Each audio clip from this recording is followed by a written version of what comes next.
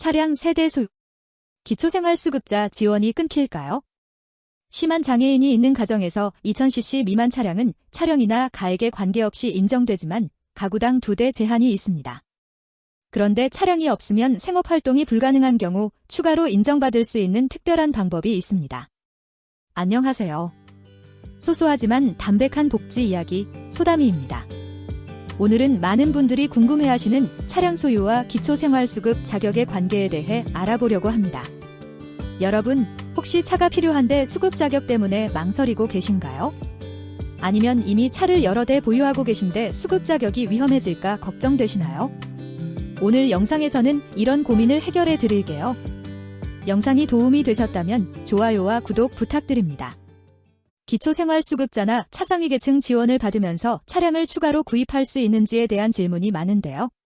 특히 오늘은 이미 부모님 명의로 차량 2대가 있는 상황에서 본인이 아버지와 공동 명의로 10년이 넘은 2000cc 이상인 중형 SUV를 구입하려는 사례를 중심으로 살펴보겠습니다.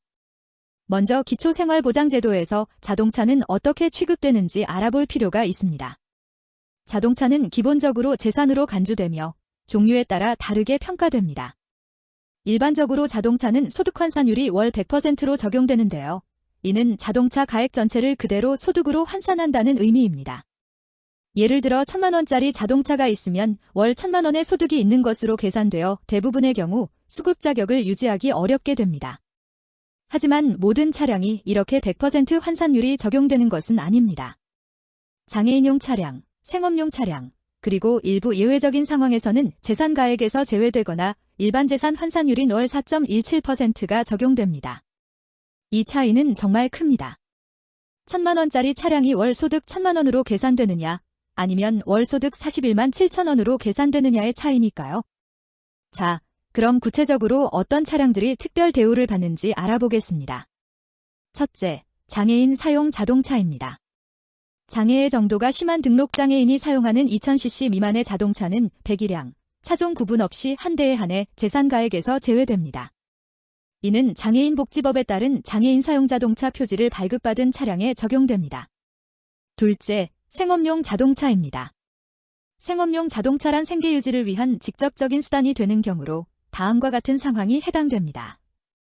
화물 운반을 통해 소득활동에 참여하는 경우, 농어촌 지역에서 농어업에 사용하는 경우, 전기공이나 인테리어 기술자처럼 도구를 차에 싣고 일하러 다니는 경우, 새벽이나 야간에 일하는 등 대중교통 이용이 어려운 경우, 여러 지역을 빈번히 이동해야 하는 직업의 경우, 이런 생업용 자동차로 인정받으려면 자동차를 통해 실제로 소득활동을 하고 있다는 증거가 필요하며 이런 소득은 생계비 산정 시 반영됩니다.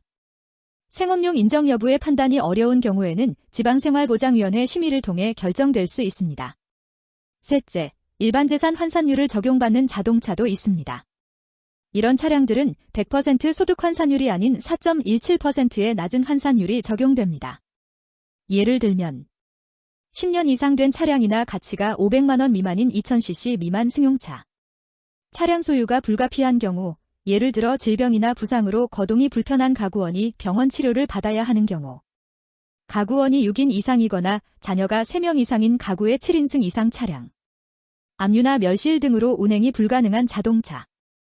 이제 원래 질문으로 돌아가 봅시다. 이미 2대의 차량이 있는 상황에서 추가로 10년 이상 된 2000cc 이상의 중형 SUV를 구입한다면 어떻게 될까요? 기초생활보장제도에서는 가구당 차량 보유 제한이 있습니다. 장애인 가구는 장애인용 차량 1대와 생업용 또는 일반재산 환산율 적용 차량 1대, 총 2대까지 인정됩니다.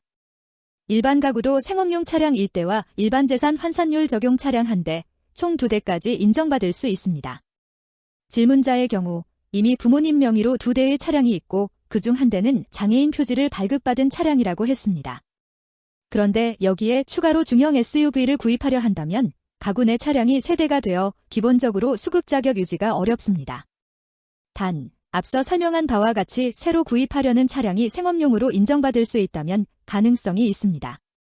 예를 들어 이 차량을 통해 화물 운반 등의 소득 활동을 할 예정이라든지 대중교통으로 접근이 어려운 새벽이나 야간에 일을 해야 한다든지 하는 경우라면 생업용으로 인정받을 여지가 있습니다.